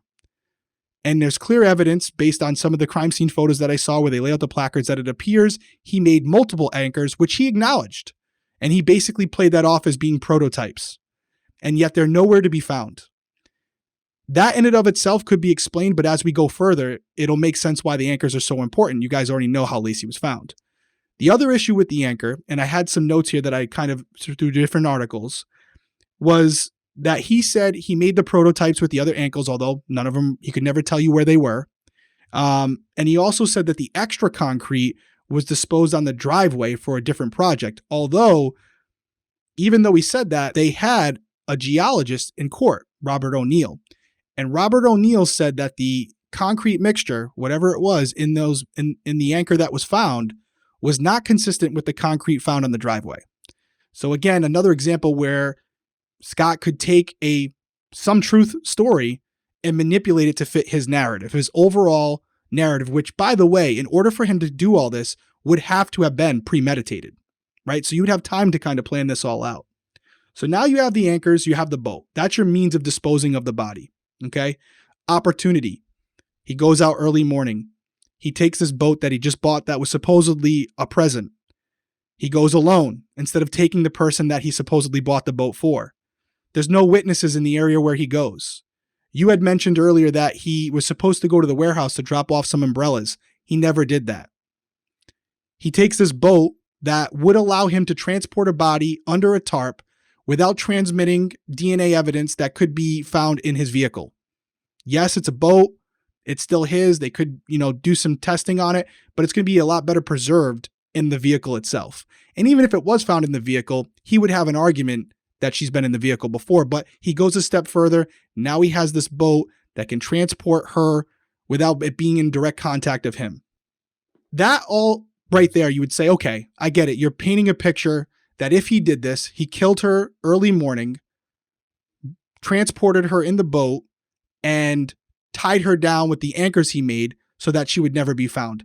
Okay, well, at the time that this is all being discovered, her body has not been found yet. So it's all speculation at that point. And I think if that's all you had, I think Scott's a free man. However, Laci's body eventually washes to shore months later. And based on how long it took her to wash to shore and where she washed to shore, it's consistent with someone dumping her body in the water around the time of her disappearance and tying her down with a weighted object. To me, again, you may think differently, too much of a coincidence not to make the connection. However, even though at that point you could say, you know what? Clearly he did it. He made the anchors, he bought the boat, he had the means, motive, opportunity. He's guilty. But then the defense presents these theories. And the two main theories that were discussed with us are the satanic cult and the robbery theory, where she confronts these individuals who are in the middle of a robbery. They realize she's going to be a witness, and they decide that they can't leave her around. She's too much of a liability, and they take her somewhere, they hold her, and ultimately she's killed later in both scenarios. As a jury member, okay, I have to decide whether these theories are not only plausible, but reasonable to believe. Because yes, of course they're plausible. I can name 7 other scenarios that they didn't lay out that are also plausible. You and I talked off camera that it could have been a home invasion that just didn't leave any signs of forced entry, whatever. There's a lot of scenarios that could have happened, but are they reasonable to believe based on the evidence that was presented? And also the evidence that discredits that. So for me, with these two theories, first off, because we have a body, it doesn't appear that Laci gave birth to Conor. You had laid out how it would show that he slowly came out of her body after decomposition. There doesn't appear to be any signs of a violent attack on either Laci or Conor, where Conor was sacrificed in a way where he was stabbed, shot, whatever it may be. You know, it doesn't appear that there was anything done from the outside to kill Conor other than him dying due to lack of oxygen because his mother was dead. And then we start to look into the details of these two theories and what would need to be there to be true. Well, first off, the biggest thing that contributed to these theories being plausible was the fact that multiple witnesses had seen Laci that day, which would completely contradict the idea that Scott did it, because if she's still alive when he's fishing, he clearly didn't do it, right? And I think we would all agree on that. But when Laci's found, she's wearing clothing that is not in line with any of these eyewitnesses. So therefore, there's no disputing that at that point that the witnesses are wrong. They're either wrong about the identification of the clothing or they're wrong about seeing Laci. And based on everything else we have, I think it's reasonable to assume it wasn't Laci. That's one. Then we take into some of the smaller things that are not exactly smoking guns. I still think the phone is valuable. I saw your comments. You guys have been sounding off about it. I agree with everything you're saying as far as a phone back in 2002. It was not a flip. It was not a smartphone. It was possibly a prepaid phone, only used in emergencies, all that good stuff. I agree with all of you. But to me, as a jury member, if I was to lay out a scenario where someone would want to have that phone in their possession, it would be a pregnant woman going on a walk by herself. That's my opinion on the phone. There was also something that we didn't discuss where there were some neighbors who said Laci would usually raise her blinds in the morning when she woke up. It wasn't every day. It appears that on that day, she didn't raise her blinds, which again suggests she was killed early morning, maybe late night. So with that evidence that you have as far as eyewitness testimony not turning out to be accurate, the lack of activity in the morning by Laci outside of the house, if she didn't leave the house and there's no tangible proof to show that she left the house, you're left with a small window of when it could have happened and who could have did it. And that would be her husband, Scott Peterson. So when you revert back to the small suspect pool that you have based on the evidence and exculpatory evidence you have, you're left with this man who has a means, has a motive, and had an opportunity. And for me, as a jury member, I don't think that the theories that were laid out, other than the initial theory that he did it, rise to the level of being reasonable doubt. I think the scenarios could have happened, but there was no evidence to support it. And therefore, I don't think it's reasonable that that was the case. And I know this is probably not a surprise to many of you, I would find Scott Peterson guilty. As far as the death penalty, I would not be in favor of the death penalty in this particular situation, even though I believe he's guilty beyond a reasonable doubt, because there's nothing tangible there to say definitively he did it. And therefore, it's, you know what, you put him in prison, he spends the rest of his life there. If new evidence comes forward that can change the mind of a jury, then absolutely, I'm all for it. But at least he's still alive to be afforded that opportunity. But at that point, based on what we know and the circumstances surrounding the boat, the anchor, the sudden fishing trip, all these things that to me are just too much of a coincidence. Occam's razor. Sometimes the reasonable explanation is the right one, or the simple explanation is the right one. And that, I think, is what we have here. Yeah, I mean, so you might be surprised, but I agree with you on almost everything. Shocked. The one place that I do disagree, where I feel like we have always disagreed on this since we started this case, I don't think Scott had any feelings for Amber. Yeah, you said that. You think it was just purely sex. Yeah, I don't even think it was sex. I think he's crazy. He's a narcissist and he needed her. She was essential to his self-image, but it could have been anybody. It could have been any other young woman who just came in and made him feel good about himself again because he felt like the hero when he was initially first with Laci. He was pulling out of the stops. He's got roses on the table. You know, everybody's like, oh my God, Laci, you're so lucky. You got such a great husband. You guys have the best relationship. And then I think when she got pregnant, Laci noticed that Scott was not super pumped about it. And this was something she wanted so badly. And this was something that she probably thought he wanted because Scott is going to just go along. He's going to go with the flow. He's going to try to cause as little friction as possible. So this dude's been leading her to believe their whole marriage. Like, yeah, I want to start a family. You know, I want to do this. I want to do that. She had trouble conceiving. He probably thought, oh, great. This is the perfect situation. She can't have kids. So this is perfect. And then she gets pregnant and he's faced with this. I think his motive was more Conor than Amber.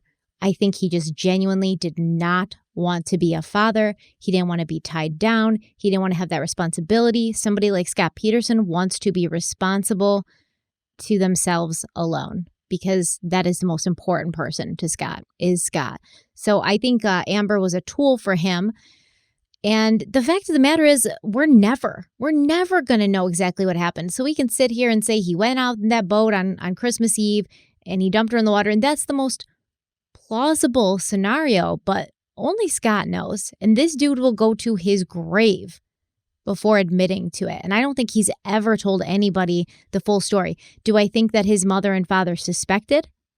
Yes. Do I think Scott probably did some stupid little thing that he does where he's, you know, they're like, Scott, did you do this? And he's like, well, you know, there's more to the story, you know, and then they're like, oh shit, like he might have done this.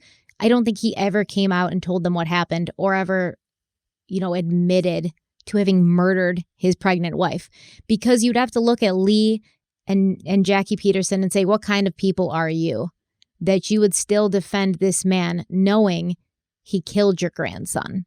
Like Laci, you don't like Laci, whatever. Lee and Jackie made it very clear that they were not big Laci Peterson fans, and there is the in-law relationship sometimes. But you'd think that they loved Conor, especially loving Conor because Conor was Scott's son and Scott was their golden boy. So they're going to be really looking forward to be grandparents, and then he takes that away. I think they would have had a problem with that. So I think they suspected it, but we're never going to really know what exactly happened. And honestly, the alternate theories, like you said, they're not solid enough for me. They're options. They're, you know, I guess raising reasonable doubt, but they're not solid enough. They're not fleshed out enough for me to say, yes, I can see how this would have happened over this. And I don't think Laci ever went for a walk that morning. I think you're right. She would have taken her cell phone. She would have opened her blinds. There would have been a lot more happening that morning. And I think probably a lot more people closer to home seeing Laci, not like random people on different streets. Maybe had a conversation with her. Yeah, Hello? like, hey, wave to her. Exactly.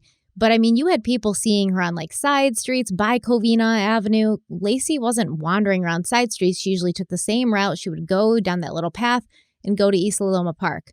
Why is she walking around all these side streets? So I agree. I don't think that the person that all those people were seeing that morning was Laci. It was probably another pregnant woman with another dog. May not even been the same breed as McKenzie, but when you're just looking at somebody walking, you're not like, oh, look at that. That's Laci Peterson and her golden retriever McKenzie. You see a pregnant woman, you see a dog, and then your mind fills in the blanks for you. And these people are trying to be helpful, but I don't think it was Laci. I don't think she ever went for a walk that morning. And you asked why would he choose December 24th? A lot of people in the comments said something very interesting. Do you think Scott chose December 24th because he knew that law enforcement would be short-staffed at that time? Great point. Yeah. Great point. And not only are they short-staffed, but they're not leaving the station unless they have to. Exactly. And, you know, Christmas is a time when you got a lot of like DUIs, DWIs, all this crazy stuff happening. People love to get lit on the holidays. And you got a lot that's keeping the police busy. There's people that, you know, certain police officers take off for the holidays. They're definitely not fully staffed over the holidays. So he may have strategically chosen that date. Also knowing that Sharon, Laci's mother Sharon, was going to be busy getting ready for Christmas dinner, not really necessarily checking in on Laci constantly. There was a lot of factors that I think caused him to choose this date. And at the end of the day, I think you're right. I think he snuck up on her. He may have even, I don't think it happened the night before. I do think it happened early in the morning on the 24th. I think he probably just started strangling her in her sleep. That was probably the easiest thing for him to do. He's probably feeling pretty lucky that when Laci washed up to shore, her head was missing, because you're not able to see anything like that. Because even if you couldn't see the skin, there might still be fractures in the neck bones that would suggest somebody had been strangled. We weren't able to see any of that with Laci. So Scott Peterson lucked out in that way, I would suppose, because that is direct physical evidence, at least, that she was physically attacked by somebody. Can we add one more point that you just reminded me of? Mm-hmm. You know, we mentioned the boat, we mentioned the anchors, we mentioned the time of death, we're mentioning all these different factors. Let's add one more piece that I failed to mention that not only implicates Scott more, but discredits the other theories, which is that Laci's body was recovered in a location that was in line with her going into the water where Scott Peterson reported that he was that morning. So it implicates Scott, and it also forces you to believe as a jury member that if the satanic cult or these robbers captured her, after doing whatever they did for as long as they did, they brought her to a location that was in line with where Scott was so that it would look like it was him. Why wouldn't they dump her in the water in a completely opposite direction? So to me, because just they're trying to frame him. That's the defense's theory. So now you're believing that not only did they capture her, but is it possible what you're saying as far as framing him? Yes. I'm not saying it. No, I'm just saying, but I'm saying like that's what they would. That's the point that was they their would argument, make. yeah. The question would you believe it as a reasonable jury member when it just so happens to be that the husband was there that morning? I don't know. And I will tell you this. I would consider it, yes, because I think that you consider it. I think the police are idiots for going on that press conference literally days after she had disappeared. Her body hadn't even been found yet, and saying, oh, this is Scott Peterson's truck. This is his boat. This is exactly where he was this morning. Because that gave the defense fuel to create this theory, whether it's valid or not. They should not have done that. Yeah, no, I agree. And I will say that I think Scott had no intention of her body ever being discovered. No, I think he hoped it wouldn't be. He really thought she was going to be a missing person. Yes. Forever. And I think that's why he thought that, I don't think he knew that it was going to blow up the way it did, that it was going to get that much media exposure, not just in Modesto, but nationwide. He did not anticipate that. That is a wild card that truly threw him off and threw a wrench into all of his carefully laid plans. He thought, you know, my pregnant wife goes missing, but there's not going to be any sign of her, and there's not going to be any sign of foul play. So eventually, after a couple weeks, people are just going to be like, maybe she left him. Maybe she just wanted to disappear. Maybe she just wanted to start fresh somewhere else. And maybe there's... Amber, this is what I meant when I said I lost my wife. Yes, I lost her. This is what I meant. She's been pulling away from me for months. You know, her mind's been elsewhere. She's probably ran off with another man. Conor. Yeah. Maybe Conor wasn't even my son. I think she was cheating on me. She was having an affair. Right. Maybe she ran off with that guy. I can only imagine. Yeah. Oh, he would just have a whole plethora of creative lies to tell. Right. But he didn't. And he was setting that up. He was lining up those dominoes. And I do agree with you that the amount of media attention it got, that was something that was unwanted by him. He was not looking for that. And it caused a major hiccup in his plans because he was having to constantly, kind of like you said, avoid cameras and so that Amber wouldn't see. It was definitely not in the plans. He thought she would just be another poster on a telephone Yeah, but pole. it was, I mean, he was right in thinking that because it was unprecedented at that time. This case was the first case that really blew up in the way that it did. And, you know, he probably like Googled how many women go missing in, you know, California a year. And he was like, oh, look at that. There's thousands. What's one more? I never see thousands of, you know, media reports on missing women. This will just fly under the radar. He didn't anticipate this happening. I have a big problem that he didn't call her cell phone that morning where he claimed he was trying to find her. So that either add it to the list. Yeah. And the umbrella thing to me, and I know this sounds so stupid because I'm so like, detailed about everything. But the umbrella thing, to me, he said he was loading them into his car to bring to the warehouse. He loaded them in his car. He went to the warehouse. The umbrellas are still in his car when Al Brocchini goes through it on the evening of December 24th. That's a red flag. Why didn't you bring the umbrellas to the warehouse, Scott? Were the umbrellas in there to hide a body? I mean, I've got lots of patio umbrellas. They're huge. They've got lots of fabric. You can sort of spread them out and you can hide a body. It's weird that like a neighbor walked by while he was loading the umbrellas in, because now I'm wondering, how did he get Laci's body from the house to his truck? Because they don't have a garage. So how did he get her out there? At that time, or he put her in there earlier before the sun came up, and then he's putting the umbrellas in later to hide her even further, and that's when the neighbor walks by, but Laci's already covered up with a tarp, because remember, he had two tarps in his truck. So, yeah, I also, so the patio umbrella thing to me is like guilty right there. But I also think the anchor thing's ridiculous. And we talked about this the other day. Like, you're not going to spend $30, $40 on an anchor. You want to do it to save money, but you're like dropping money on Amber. Like it's, grown on trees, hiring private rooms at sushi restaurants and coming up with several bouquets of flowers being pulled out of his brown duffel bag and champagne and strawberries and gifts for her and for her daughter, renting a tux to go to a party with her, all of this stuff that shows this is a man that doesn't really care about saving money. This is a man who's not super frugal. So why would you spend all this time and effort making anchors when you could easily buy one? You're absolutely right. And add this to the equation, right? We're talking about mixing concrete. We're not talking about a science experiment. It's 1 part sand mix, concrete mix, 1 part water. You don't got to make prototypes to make a bucket of concrete.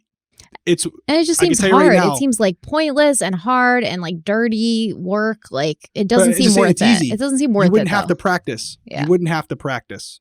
It's right on the bag. It tells you how to mix it.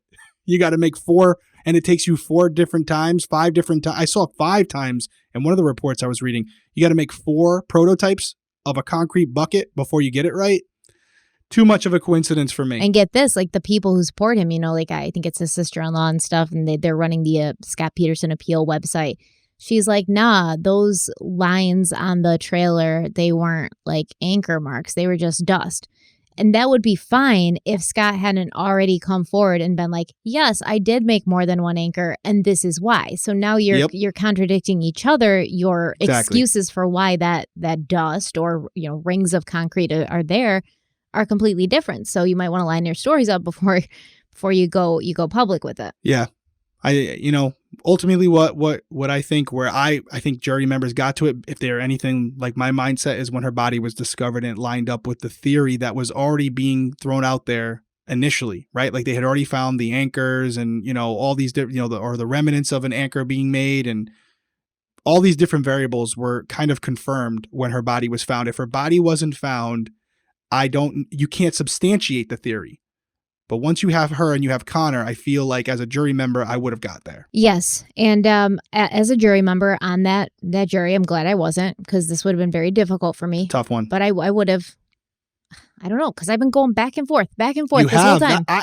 For the record, before she says her answer here, I do not know her answer, because she was still undecided as of, what was it, yesterday? Maybe the day before, yeah. Okay. Because he was like, would you vote guilty? And I was like, no. And then like 5 minutes later, I was like, well, maybe I would. And then I was like, no. I'm going to hear it just like, because I was going to ask you again. I'm like, I'm not letting her get out of this. I'm going to ask her. Well, I have the luxury of going back and forth, right? Because I'm not on the jury. I'm not like tasked with now that you have to decide. Responsibility. I don't have that life and death decision before me, but yes, I would vote guilty. But I would not be able to say yes to the death penalty because there's just not enough. It's too much. There's some uncertainty there. I still think uncertainty too is different than reasonable doubt, because people are going to say, well, if you're uncertain about the death penalty, how did you get to the point? Yeah. But to me, there's proof beyond a reasonable doubt that his actions the day of and the days leading up to it, based on conversations he had, coupled with her body being discovered and being able to match that up to the behaviors he was displaying and carrying out before her disappearance, give proof beyond a reasonable doubt that he did it. And then to consider the other theories, there is evidence to me that discredits those theories, or there's no evidence to support she ever left the house that morning. So if she didn't leave the house, those theories become Not very likely. And so that's why I don't think that raises a level of reasonable doubt where I could say, you know what? Although Scott's theory is definitely plausible, those theories are plausible as well. Yeah, it's definitely a different thing. And if you're a jury or a juror sitting on this case and you're not feeling uncertain at some points, then you're not taking it seriously enough. You know, that's it. Like, there's enough there to be uncertain about, while still gut knowing this is probably what happened. But you're tasked with like changing somebody's life forever. Right. So you should be uncertain. You should go back and forth, and you should do your due diligence. Period. And that's where we're at. I mean, yeah, it was a great series. I'm excited to see what they think about it. Like, we should do a poll. We can do a poll on YouTube where we can say vote guilty or innocent. Like, what do you think? And see where people come in. Yeah. Yeah, I think that's a good one. I think most people are going to say he's guilty. So I think the poll should be guilty or not guilty. Yeah, did I not say that? That's what I'm saying. I agree with you. I'm saying guilty or not. I don't think it's, do you think Scott killed Laci or not? No, would you vote guilty or would you vote not guilty? Right. Yeah. That's simple. We could throw that up there. No, it was a great case. I'm glad we did it. 6 parts is a lot. I see you guys definitely enjoyed the series, but there is also some fatigue with it, which we understand. It's a lot of fatigue for us, you know, because we're covering the same case week after. We've been covering it for almost 2 months now.